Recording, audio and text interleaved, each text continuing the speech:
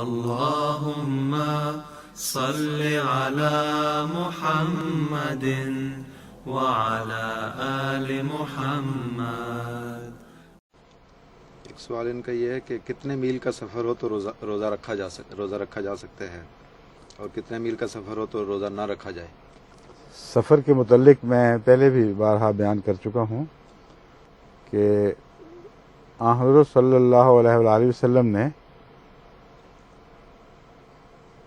جو سفر اختیار فرمائے ہیں ان کے متعلق قطعی طور پر ہمیں میلوں کا حساب نہیں ملتا، لیکن لفظ سفر قرآن کریم نے رکھا ہے، اس کی فاصلوں میں تعیین نہیں کی۔ اس میں بہت بڑی حکمت ہے، اور وہ حکمت یہ ہے کہ زمانے کے بدلنے سے سفروں کی تعریف بھی بدلتی جاتی ہے۔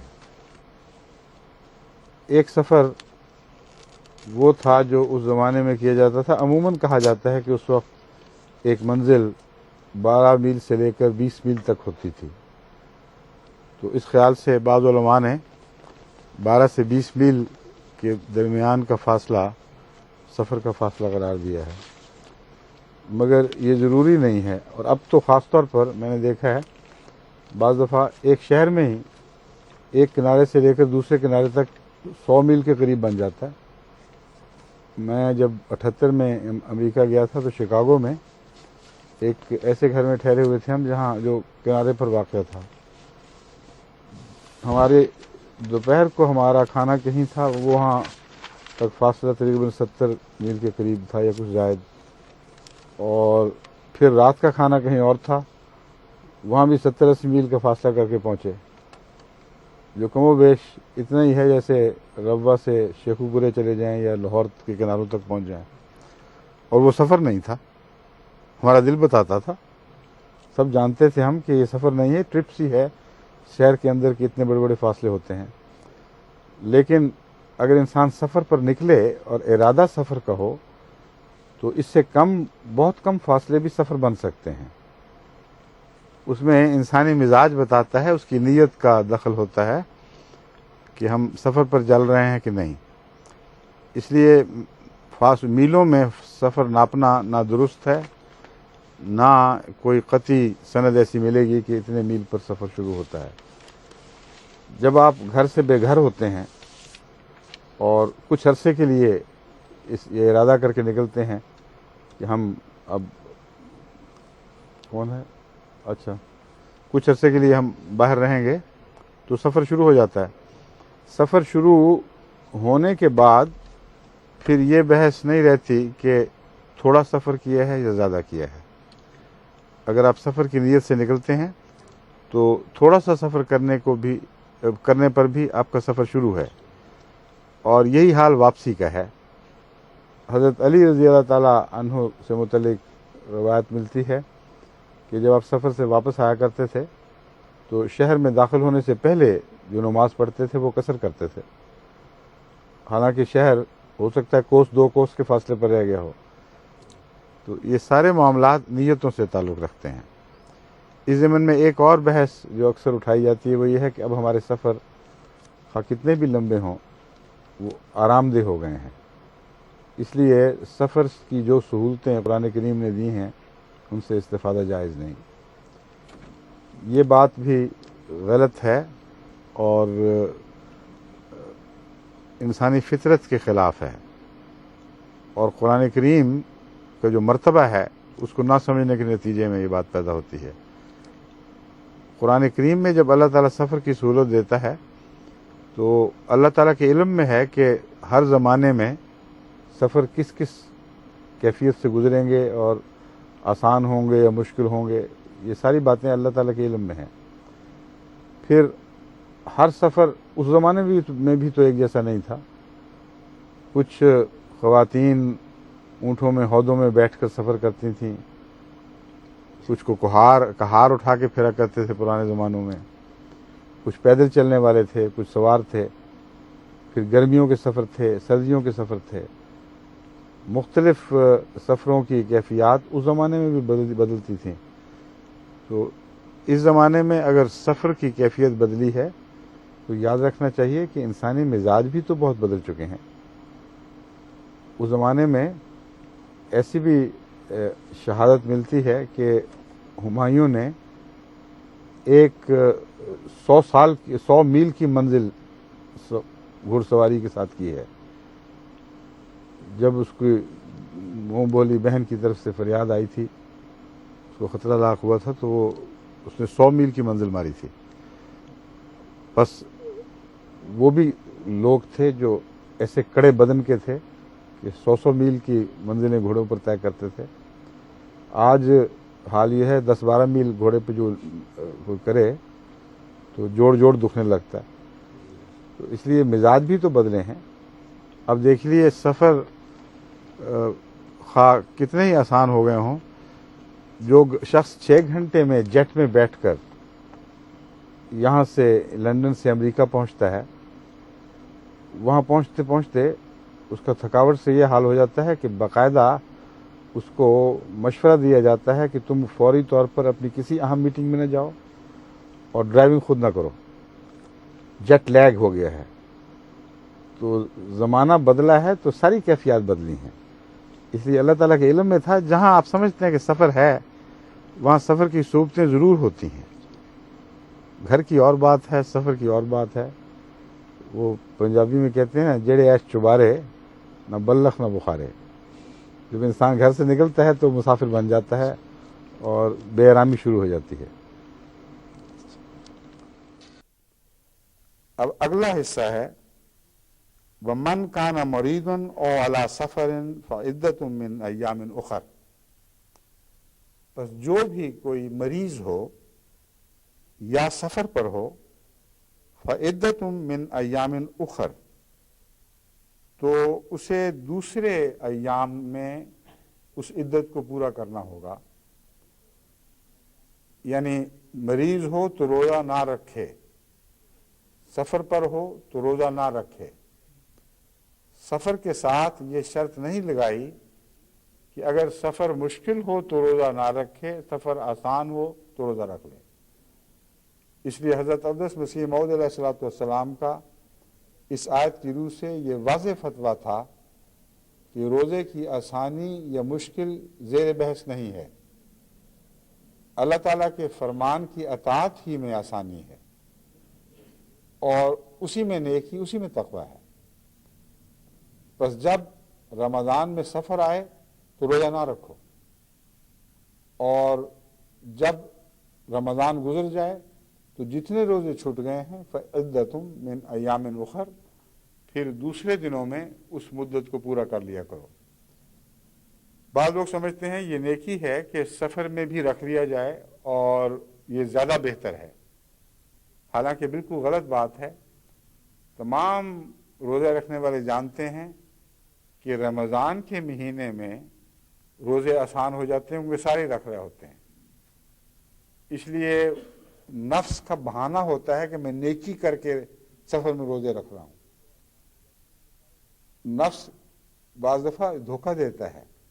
امر واقعہ یہ ہے کہ سفر کے دوران رمضان میں روزے رکھ لیے جائیں تو وہ آسان ہیں. رمضان گزرنے کے بعد پھر وہ روزے پورے کیے جائیں تو یہ مشکل ہے. تو وہ اپنی طرف سے نیکی کر رہا ہوتا ہے، حالانکہ نفس کے بہانے کے تابع وہ خود دھوکہ کھا رہا ہوتا ہے. نیکی تنگی یا مشکل میں نہیں ہے، نیکی اللہ تعالیٰ کی رضا میں ہے. جس بات کا اللہ حکم دے اسے قبول کرو، جس کی وہ اجازت دے اس کو شوق سے اس اجازت کو استعمال کرو. اور یہی انسانی فطرت کا تقاضا ہے. بعض دفعہ آپ کسی کو کوئی چیز دیتے ہیں، بعض بچے آتے ہیں کہ نہیں مجھے رہنے دیں، کوئی ضرورت نہیں. میں نے دیکھا ماں باپ کی لگتا ہے جان نکل گئی یہ فکر سے، وہ ڈانٹتے ہیں ضرورت نہیں، کیا مطلب لے لو، تمہیں خدا نے توفیق دی ہے، تمہیں دیا جا رہا ہے کچھ انعام، اسے ضائع نہ کرو. اور یہ انسانی فطرت کی آواز ہے. کیونکہ وہ جو تکلف ہے، جب کوئی دینے والا ایسا ہو جس سے تمہیں پیار ہو یا جس کے لیے تمہارے دل میں عزت ہو، تو اس کا کچھ عطا کرنا، اس کے اگر تم قبول کرو تو اس کے لیے خوشی کا موجب ہوتا ہے. اور اگر نہ قبول کرو تو اس کے چہرے پہ ملال کے اثار آ جاتے ہیں. اس کا دل چاہتا ہے میں دے رہا ہوں، لے اس کو بھی مزہ آئے مجھے بھی مزہ آئے. تو انسان کو خدا تعالیٰ نے اپنی فطرت کے مطابق پیدا فرمایا ہے. اس کا ایک یہ بھی معنی ہے کہ اگر فطرت سچی اور پاک ہو تو اس کو دیکھ کر خدا کے منشا کا بھی اندازہ ہو جاتا ہے. بس جہاں اللہ تعالیٰ رعایت دے رہا ہو وہاں نہیں جی ہم تو سختی کر سکتے ہیں، کوئی بات نہیں. یہ بہت بیوقوفی کی بات ہے. اس رعایت کو پیار اور محبت سے سر جھکا کر عشق کے جذبے سے قبول کرو.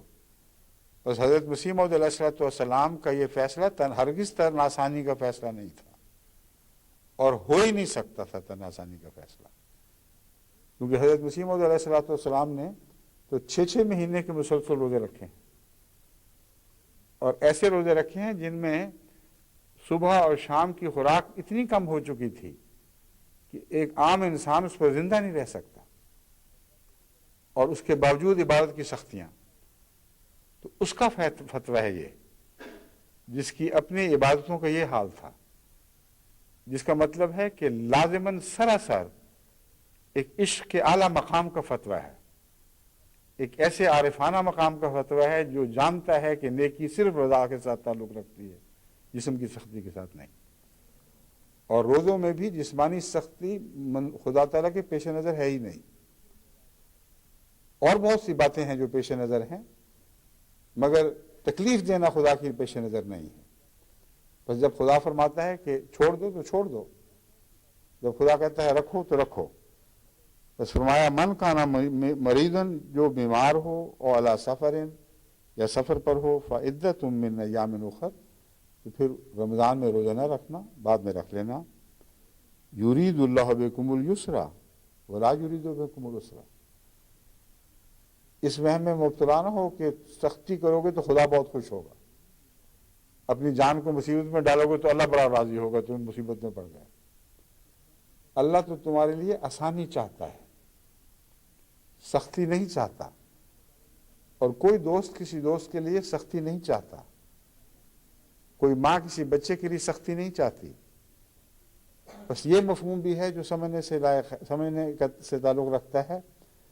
اس کے باوجود ماں صبح جلدی بچے کو اٹھا کر تیاری کرواتی ہے اسکول بھجوانے کے لیے، روتا پیٹتا بھی رہے تب بھی اس کو زبردستی ٹھیک ٹھاک کر کے اسکول بھیج دیتی ہے. تو کوئی کہہ سکتا ہے کہ ماں سختی چاہتی ہے؟ اس حد تک سختی لازم ہے جس حد تک جس پر سختی کی جائے، یعنی اپنا پیارا، وہ اس سختی کا محتاج ہو اور اس کے بغیر وہ فوائد سے محروم رہ جائے. بس محبت میں جہاں سختی ہٹائی جا سکتی ہو، ترک کی جا سکتی ہو، محبت کرنے والا کبھی سختی میں نہیں ڈالے گا. جہاں سختی لازمہ ہے اس سے گزارے بغیر اپنے محبوب کی بھلائی ممکن نہیں ہے. اس حد تک اور صرف اس حد تک سختی ایک پیار کرنے والے سے اپنے پیارے کے اوپر ڈالی جاتی ہے، اور یہی عبادتوں کا سارا مفہوم ہے. جہاں سختیاں ہیں وہاں اس کے بدلے ضرور آسانیاں مقدر ہیں، ورنہ کبھی بھی خدا تعالیٰ انسان پر سختی نہ ڈالتا. چنانچہ فرمایا فَإِنَّ مَعَ الْعُسْرِ يُسْرًا إِنَّ مَعَ الْعُسْرِ يُسْرًا، کہ دیکھو عبادت کے مضمون میں یہ بات ہو رہی ہے. فَإِذَا فَرَغْتَ فَانْصَبْ وَإِلَىٰ رَبِّكَ فَارْغَب. عبادت کے تعلق ہی میں یہ بات ہو رہی ہے رمضان کی. فرمایا دیکھو جو سختی بھی ہم ڈالتے ہیں، ایک یہ معنی بھی ہے اس آیت کا، لازماً اس کے بعد آسانی آتی ہے، اور آسانی کی خاطر سختی ڈالی جا رہی ہے، سختی کی خاطر سختی نہیں ڈالی جا رہی. بس قرآن کریم کی تمام آیات مسلسل اسی مضمون پر روشنی ڈالتی چلی جاتی ہیں کہ اللہ تعالیٰ سختی کو پسند نہیں کرتا، نہ سختی کی خاطر کسی کو سختی میں مبتلا فرماتا ہے. ہاں بعض فوائد ایسے ہیں جو سختی میں سے گزرنے کے بعد آخر پر رکھے گئے ہیں. اب ذمہ دار جو محنت کرتا ہے تو اس کو 6 مہینے یا سال کے بعد آنے والی فصل دکھائی دے رہی ہوتی ہے، اس کی خاطر وہ خود اپنے آپ کو مشقت میں ڈالتا ہے. اپنا دشمن تو نہیں ہے، کوئی شخص اپنا دشمن نہیں ہوا کرتا. سوائے اس کے کہ پاگل ہو.